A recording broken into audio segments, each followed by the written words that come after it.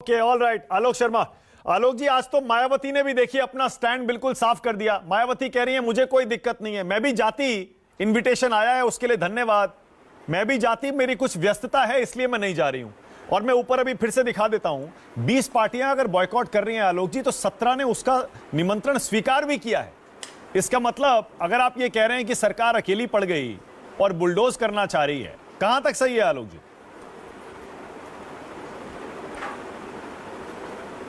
देखिए, सबसे पहले तो मायावती जी के कोई प्रवक्ता नहीं है, वो उत्तर दे सकते हैं, लेकिन वो आज नहीं, वो तो बहुत पहले से सरेंडर्ड हैं, तो उन पर क्या टिप्पणी करें। वो तो बीजेपी के बिल्कुल रहमो करम पर हैं, राजनीतिक तौर पर ऐसा लग रहा है। अभी प्रदीप साहब ने काफ़ी अच्छा एक्सप्लेन किया। प्रदीप साहब आखिर में 2 सेंटेंस और जोड़ देते तो बीजेपी का और अच्छा काम हो जाता कि भाई अब इस कदम से विपक्ष के 2-4% वोट कट जाएंगे और बीजेपी के बढ़ जाएंगे। खैर, प्रदीप साहब बड़े वरिष्ठ हैं, वो शायद नहीं बोल पाए होंगे इस बात को। वापस आता हूं, राष्ट्रपति और उपराष्ट्रपति घर पे बैठेंगे और मोदी साहब इनॉग्रेशन करेंगे, ये तो बहुत अच्छी परंपरा है। वो संसद जिसमें लोकसभा है, राज्यसभा है और दोनों के हेड राष्ट्रपति हैं, राज्यसभा के चेयरपर्सन उपराष्ट्रपति हैं, वो दोनों अपने घर पे बैठेंगे और मोदी जी इनॉग्रेशन करेंगे।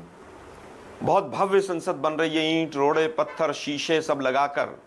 इससे भव्य संसद उत्तरी कोरिया की है, नॉर्थ कोरिया की। लेकिन वहां पर एक तानाशाह बैठता है। ये इंपॉर्टेंट नहीं है कि वहां पर संसद में कितने कैमरे लग गए कितने नहीं लगे।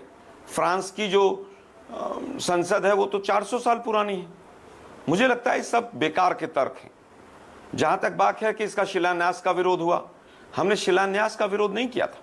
टाइमिंग पर सवाल उठाए गए थे और सबने उठाए थे, बीजेपी के लोगों ने भी उठाए थे कि कोरोना की महामारी चल रही है, ऐसी क्या अर्जेंसी है। किसी ने जवाब नहीं दिया था। और सुप्रीम कोर्ट और हाई कोर्ट में कांग्रेस पार्टी नहीं गई थी। ये देश स्वतंत्र है, लोग PIL लगा सकते हैं और वहां पर जाकर अपना पक्ष रख सकते हैं।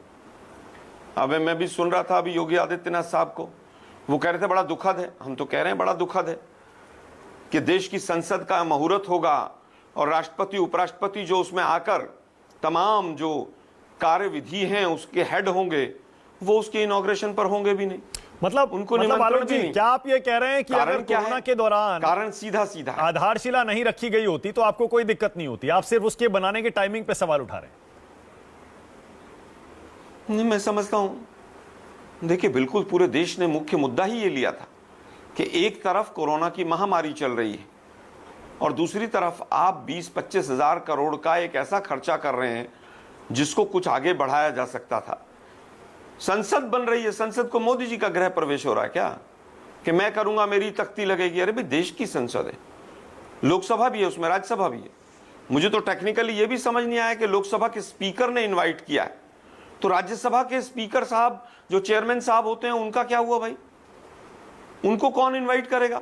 उनका तो संवैधानिक पद भी इनसे ऊपर है और वो भी वही अवस्था है उनकी। आलोक जी, बीजेपी के सारे नेता और मंत्री विशेषज्ञ बता सकते हैं, याद दिला रहे हैं कि कैसे आपने GST जब रात में पार्लियामेंट में लाया गया था, उस फंक्शन का, उस समारोह का भी बहिष्कार किया था। आपने संसद के शिलान्यास का विरोध किया, GST रात में पार्लियामेंट में आया उसका विरोध किया, कारण थे आपने। उसके बाद जो और भी समय समय पर आपने उसका विरोध किया। मानक जी, संसद में विरोध होना, अभिभाषण का विरोध होना, संसद का बायकॉट होना, यह 1952 से चलता आ रहा है और बीजेपी ने भी बहुत किया है। वो लोकतंत्र में विरोध दर्ज करने का एक तरीका है। GST में 50 खामियां थी, हम उसका विरोध कर रहे थे और GST में केवल रात को 12 बजे क्योंकि पंडित नेहरू जी ने भाषण दिया था तो मोदी जी को भी भाषण देना था। इस तरह से देश नहीं चलता है।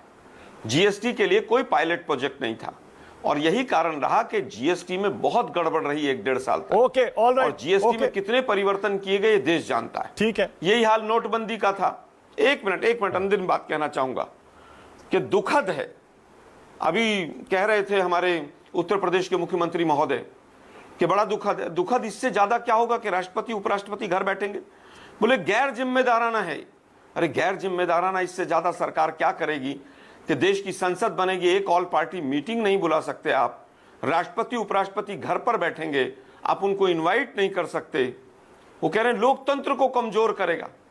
मतलब आप एक आदिवासी महिला जो राष्ट्रपति हैं, उनको घर बैठाकर लोकतंत्र को मजबूत कर रहे हैं।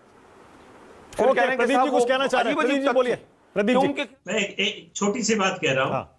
आलोक जी ने कहा कि निमंत्रण लोकसभा अध्यक्ष की ओर से गया है। एससी और एसटी की, उन पर तो किसी को राज्यसभा के सभापति का पद उससे बड़ा होता है। तो ये उनको बता दें कि लोकसभा परिसर जिसमें दोनों संसद के दोनों सदन आते हैं, पूरे परिसर के का प्रभार जो है वो होता है लोकसभा अध्यक्ष के पास। इसीलिए कोई इनविटेशन जाता है तो लोकसभा अध्यक्ष की ओर से जाता है।